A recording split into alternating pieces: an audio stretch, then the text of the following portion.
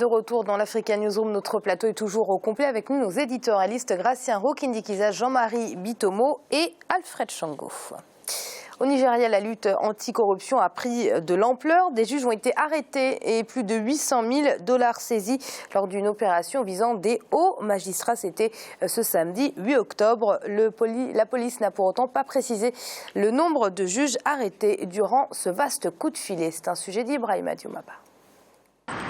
Au Nigeria, des juges ont été arrêtés samedi 8 octobre dans le cadre d'une enquête de lutte anticorruption. Selon les autorités fédérales, 800 000 $ ont été saisis lors de l'opération au domicile des personnalités concernées. En plus de la somme d'argent, d'autres biens ont été trouvés si l'on en croit les enquêteurs. Les fouilles ont permis de découvrir une fortune en liquide en devises multiples, locales et internationales, ainsi que des biens immobiliers d'une valeur de plusieurs millions de naira et des documents compromettants pour ces juges. Le barreau et les organisations de défense des droits de l'homme ont dénoncé la procédure utilisée par les autorités pour arrêter les magistrats. Le Socio-Economic Right and Accountability Project a sorti un communiqué pour dénoncer ce qu'il considère comme étant un acte inconstitutionnel. Nous sommes sérieusement préoccupés par la vague d'arrestations, d'intimidation et de harcèlement des juges à travers tout le pays par la DSS. Si nous soutenons les efforts du gouvernement pour éradiquer la corruption judiciaire, nous ne pouvons pas accepter des stratégies anticorruption et des méthodes qui sapent clairement l'état de droit, l'autorité, l'intégrité et l'indépendance du pouvoir judiciaire. Dès son accession au pouvoir en 2015, le président Muhammadu Buhari a lancé une vaste campagne anticorruption. Plusieurs personnalités de l'ancien régime ont été arrêtées dans le cadre des enquêtes. Récemment, des compagnies pétrolières opérant sur le sol nigérian ont été condamnées par la justice pour détournement de devises à l'exportation. Alfred, qu'implique cette corruption au niveau du système judiciaire? Alors là, on vient de le voir.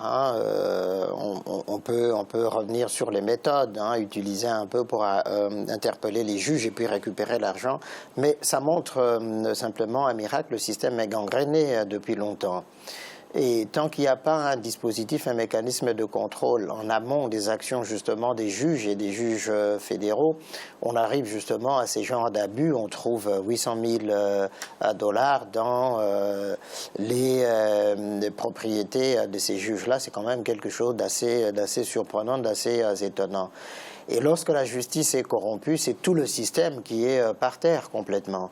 Donc les juges sont tenus à une forme d'exemplarité. Or là, dans le cas, on le voit, ça n'a pas été le cas. D'ailleurs, dans le Ghana voisin, il y a eu aussi le même phénomène, justement. Les juges avaient même été filmés. Exactement, en train de trafiquer. Mais par-delà le Nigeria, je pense que c'est tout le système judiciaire africain qui est problématique, non seulement en matière comme ça de corruption visible, mais dans la manière de rendre la justice et où les juges, effectivement, se sucrent sur les justiciables. Ce qui est intolérable et insupportable pour des États qui se veulent des États de droit.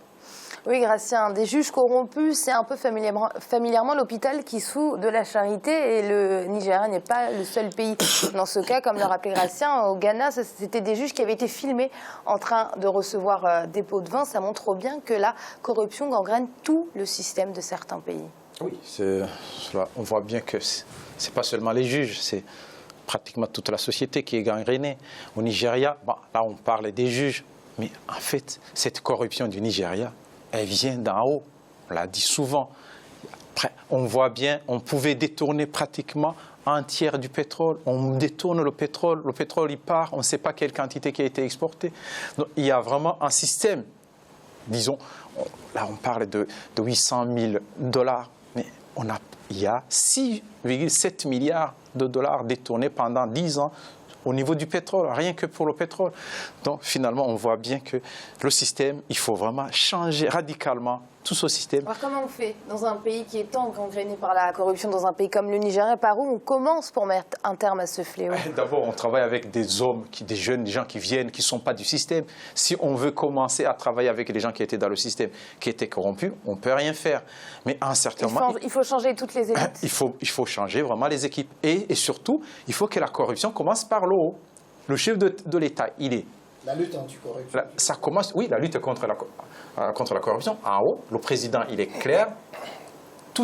il a tout déclaré, on voit bien ses revenus, c'est la transparence, c'est les ministres. Donc, on peut faire comme dans d'autres pays, dire par exemple que chacun doit publier chaque année sa richesse et que chaque citoyen peut accéder à ces chiffres et vérifier, dire que celui-là, ce qu'il a déclaré, c'est faux.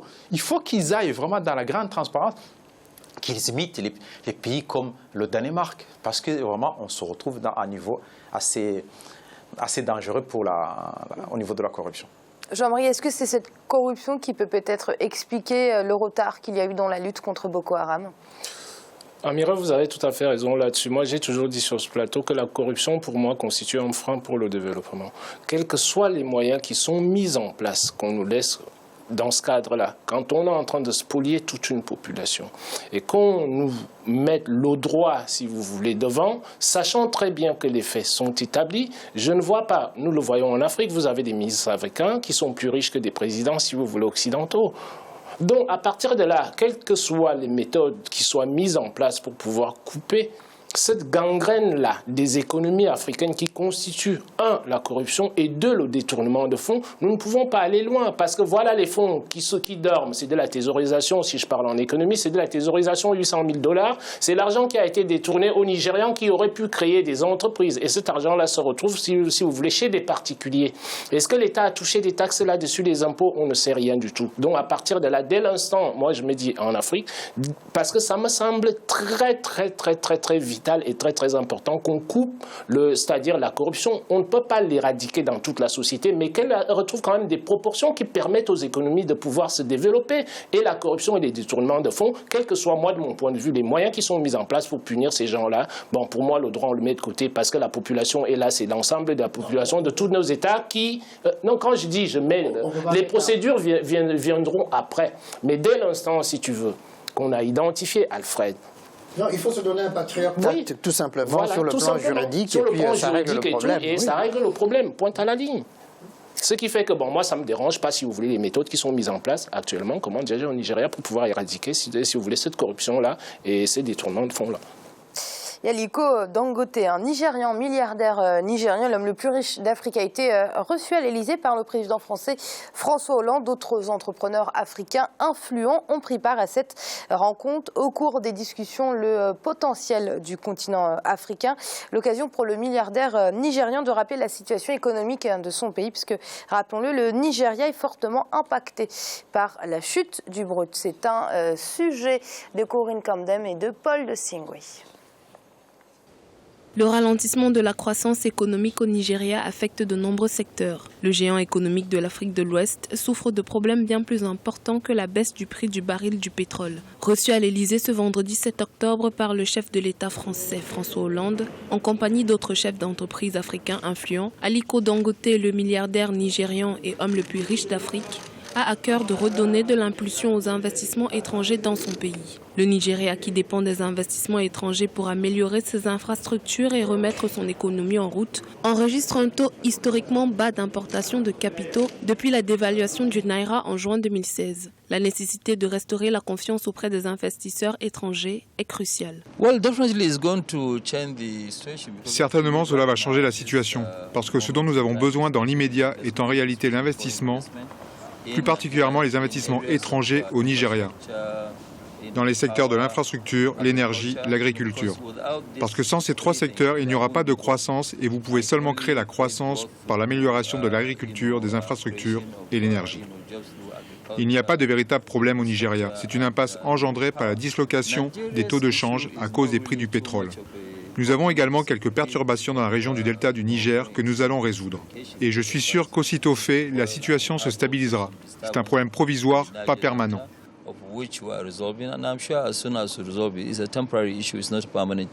Selon Aliko Dangote, la relance de l'économie nigériane passe par la diversification. Celle-ci devra être l'objectif premier de l'économie nigériane, encore trop dépendante aux hydrocarbures. Nous devons diversifier l'économie. C'est ce que nous faisons à l'heure actuelle. Par exemple, notre entreprise est en train de construire la plus grande raffinerie du monde qui exploite 650 000 barils par jour. Nous faisons un pétrochimique de 1,3 million de tonnes de polypropylène, polyéthylène. Nous construisons 3 millions de tonnes d'urique et d'ammoniac. Nous possédons aussi un gazoduc qui va du delta du Niger à Lagos et qui transportera 3 milliards de mètres cubes de gaz. Quand on comptabilise tout cela, cela fait partie du plan de diversification. C'est vrai que la diversification vient un peu tard, mais mieux vaut tard que jamais. Nous sommes sur le bon chemin. Nous entamons également une diversification massive dans l'agriculture. Je parle du pays entier. Nous essayons d'être autosuffisants dans la production de sucre, de blé et de riz. Malheureusement, nous devons traverser des zones de turbulence, mais nous sommes en train d'en sortir. À quelques mois du prochain sommet Afrique-France qui se déroulera à Bamako au Mali, cette rencontre entre François Hollande et les patrons de groupes leaders en Afrique pourrait contribuer à amplifier le volume des échanges de biens et de services entre l'Hexagone et le continent. On en parlait justement dans le dossier du jour de ces économies trop dépendantes aux hydrocarbures. Si la Guinée équatoriale a, on peut le dire, limiter les dégâts, c'est loin d'être le cas pour le Nigeria. Aliko Dangote l'a parfaitement rappelé, c'est urgent pour le Nigeria aujourd'hui, Gratien, de diversifier son économie. C'est une nécessité. C'est une nécessité, c'est devenu la première puissance de l'Afrique. Et aujourd'hui, il faut changer, il faut aller dans autre chose. Parce que le Nigeria a beaucoup d'atouts, il y a beaucoup d'intellectuels, il y a beaucoup de... On voit bien l'homme le plus riche qui est de l'Afrique, qui est au Nigeria, et lui qui donne un exemple, qui diversifie déjà ses activités, les activités de son entreprise. Je pense qu'avec le positionnement aussi du Nigeria, il y a beaucoup à développer, notamment au niveau de l'industrie légère, pour, disons, alimenter au niveau de l'Afrique, Afrique centrale, Afrique de l'Ouest, beaucoup de produits. Au lieu de les importer, ils ont les capitaux, ils ont la main-d'œuvre, ils ont je dirais même la technicité, parce qu'ils commencent à fabriquer beaucoup de choses que les Africains ne fabriquaient pas avant. Donc c'est un gain, ça serait un gain pour les Africains aussi. Jean-Marie, qu'apporte un homme comme Aliko Dangote au Nigeria, un homme riche, puissant et visionnaire? Un homme comme Dangote apporte énormément à l'Afrique, tout simplement. Pourquoi? Parce qu'il a une vision, si vous voulez, qui va beaucoup plus loin.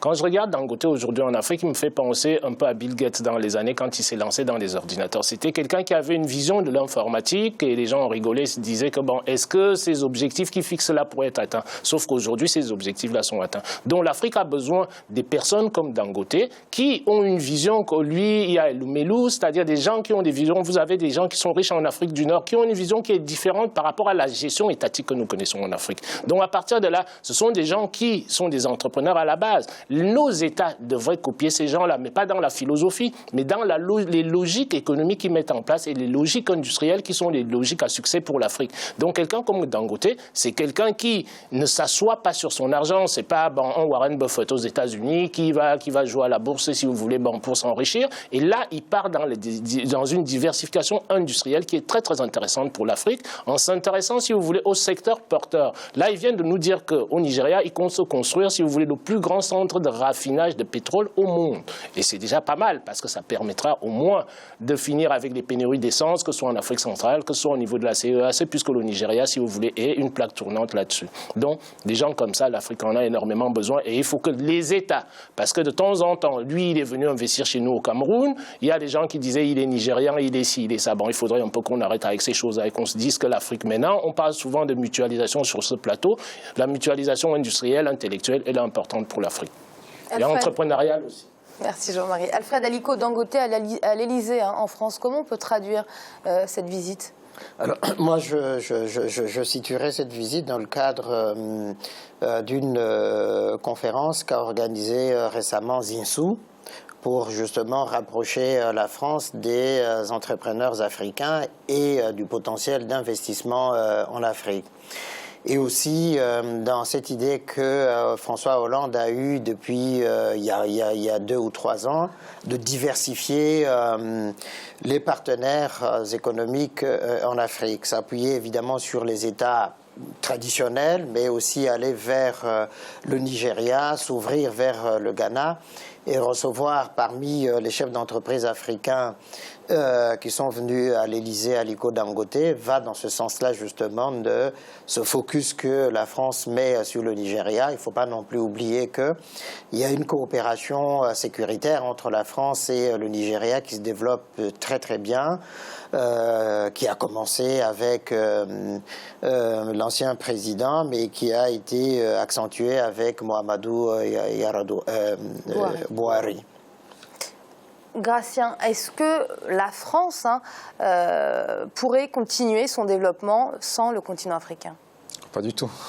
Déjà, on sait bien qu'il y a le franc CFA. Le franc CFA, dont la moitié des réserves se trouvent en France, qui alimentent, qui sont dans le trésor français. Donc, on comprend bien. Il y a beaucoup de marchés, la société comme Bolloré, d'autres qui ont beaucoup, disons, d'intérêt en Afrique, les ports qui sont gérés par Bolloré. Il y a beaucoup de choses qui se font en Afrique et qui contribuent à la relance économique de la France.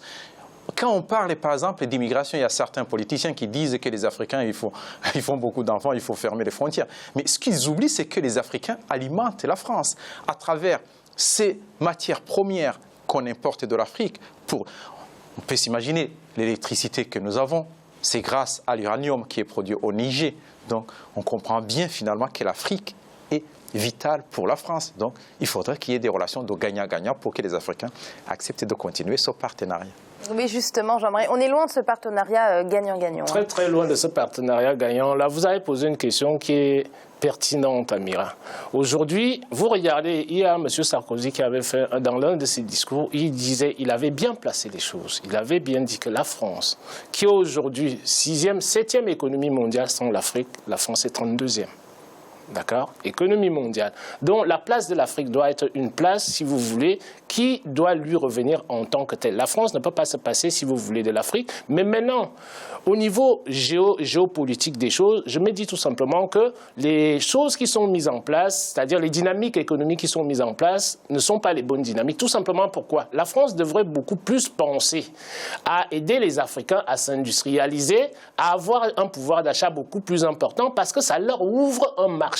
Il faut vraiment que dans ces négociations-là, que ce soit du gagnant-gagnant et que la vision étriquée dont Gratien vient de parler là, qui est une réelle vision qui fait aujourd'hui que quand on nous regarde les immigrés ici, là on se dit que oui, ils viennent pour bouffer ce qui est en France, ainsi de suite. On a des tas d'exemples sur lesquels on sait que l'Afrique est nécessaire et il faudrait que la France ouvre les yeux et mette en place d'autres stratégies accompagnatrices qui puissent faire en sorte que les peuples africains soient autonomes et devenir des partenaires économiques qui permettra à la France de s'enrichir encore plus.